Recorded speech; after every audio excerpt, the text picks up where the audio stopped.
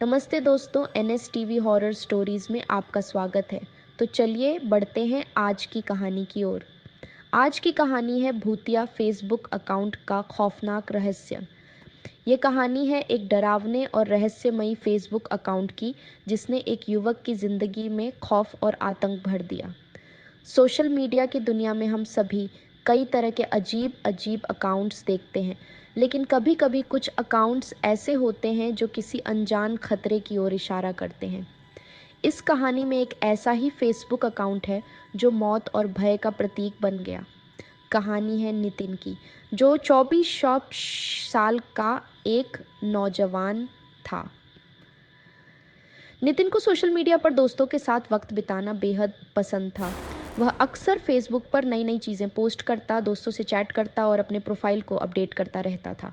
एक दिन जब वह फेसबुक पर स्क्रॉल कर रहा था तो उसे एक अजीब सा फ्रेंड रिक्वेस्ट मिला।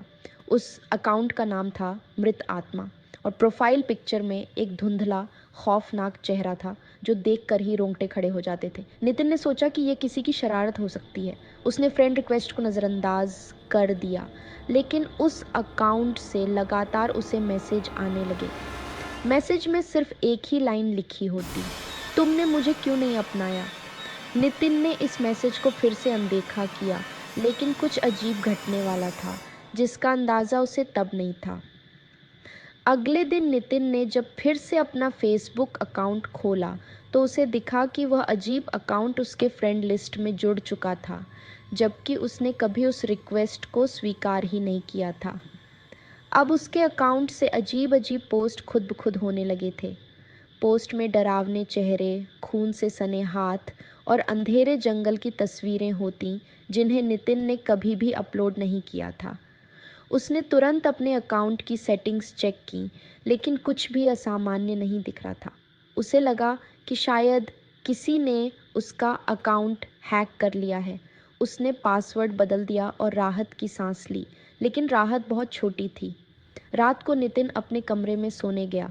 अचानक उसका फ़ोन बजा और उसने देखा कि उसी भूतिया अकाउंट से एक मैसेज आया है। तुम मुझसे दूर नहीं भाग सकते, अब मैं तुम्हारे साथ हूँ। नितिन का दिल तेज़ी से धड़कने लगा। उसने तुरंत फ़ोन बंद किया और सोने की कोशिश की, लेकिन उसकी नींद लगातार डरावनी आवाज़ों और परछाइयों से टूट रही थी। उसे लग रहा था जैसे कमरे में कोई और भी मौजूद है। उसके चारों ओर अजीब सी ठंडक फैल गई थी। अगले दिन नितिन ने अपने दोस्तों से इस बारे में बात की, लेकिन किसी ने उसकी बातों को गंभीरता से नहीं लिया। सबने कहा कि यह एक मजाक हो सकता है। नितिन ने अपने दोस्तों को वह भूतिया अकाउंट दिखाने की कोशिश की, लेकिन अब वह अकाउंट फेसबुक पर नहीं था। न तो वह फ्रेंड लिस्ट में था और न ही सर्च रिजल्ट में दिखाई दे रहा था। नितिन हैरान रह गया। क्या वह सचमुच किसी भ्रम में था या फिर वह अकाउंट किसी तरह से गायब हो गया था। लेकिन उसी रात फिर से उसे उसी अकाउंट से एक मैसेज आया, तुमने मुझे नहीं अपनाया, अब तुम्हें इसका खामियाजा भुगतना पड़ेगा।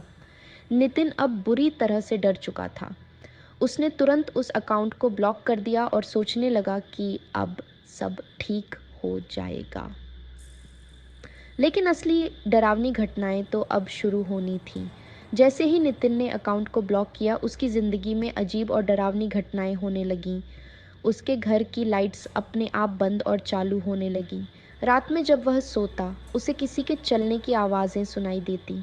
उसे अक्सर ऐसा महसूस होता कि कोई उसकी पीठ पर नज़रें गड़ाए हुए हैं। एक रात जब नितिन बाथरूम में था, उसने शीशे में देखा कि उसके पीछे वही चेहरा खड़ा है जो उसने फेसबुक प्रोफाइल में देखा था। धुंधली आंखें और खून से सना चेहरा। नितिन जोर से चीख पड़ा, लेकिन जब उसने पलट कर देखा तो वहाँ कोई नहीं था। वह बुरी तरह से कांपने लगा और समझ नहीं पा रहा था कि उसके साथ क्या हो रहा है। नितिन ने इस बारे में और जानकारी जुटाने की कोशिश की।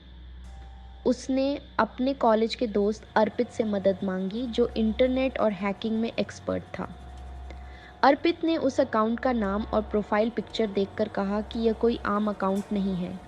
उसने कहा कि इंटरनेट पर कई बार कुछ ऐसे अकाउंट्स होते हैं जिनका संबंध काले जादू या आत्माओं से होता है। ये अकाउंट्स उन लोगों के साथ जुड़ते हैं जो कमज़ोर मानसिक स्थिति में होते हैं या जिन्हें आत्माओं से डर लगता है। अर्पित ने नितिन को चेतावनी दी कि वह इस अकाउंट से दूरी बनाए रखे और उसे ब्लॉक कर दे। लेकिन नितिन ने बताया कि उसने पहले ही ब्लॉक कर दिया है, फिर भी वह अकाउंट उसे मैसेज भेज रहा है। अर्पित ने इसे एक गंभीर समस्या माना और तांत्रिक से सलाह लेने की सलाह दी। नितिन ने अर्पित की सलाह मानी और गांव के एक प्रसिद्ध तांत्रिक बाबा सोमेश्वर के पास गया।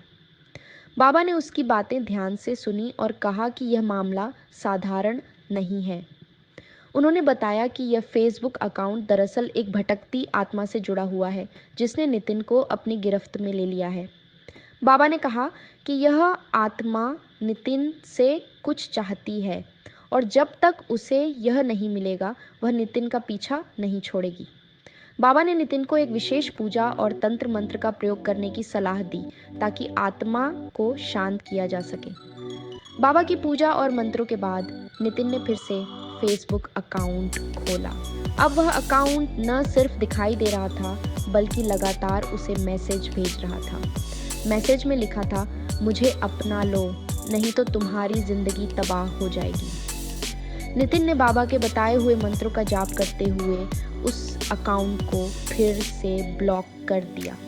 अचानक कंप्यूटर की स्क्रीन पर अजीब सी रोशनी फैल गई और एक जोरदार धमाका हुआ। नितिन के चारों ओर अजीब सी आवाज़ें गूंजने लगीं और उसके कमरे की लाइट्स जल बुझने लगीं।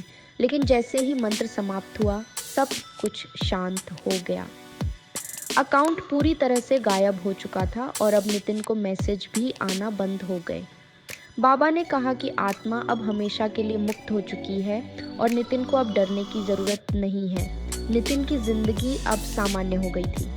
वह फिर से अपने रोज़मर्रा के काम करने लगा, लेकिन उसने एक चीज़ हमेशा के लिए छोड़ दी, फेसबुक। उसने फैसला किया कि वह अब कभी भी इस सोशल मीडिया प्लेटफॉर्म पर वापस नहीं आएगा। लेकिन एक दिन जब वह अपने फ़ोन की गैलरी देख रहा था तो उसमें उसे वही भूतिया चेहरा दिखाई दिया जो उसने फेसबुक पर देखा था। उसकी रूह कांप गई। इस कहानी में बस इतना ही। मिलते हैं अगली कहानी के साथ। अगर आपको वीडियो पसंद आया हो तो वीडियो को लाइक और चैनल को सब्सक्राइब करना न भूलें। धन्यवाद।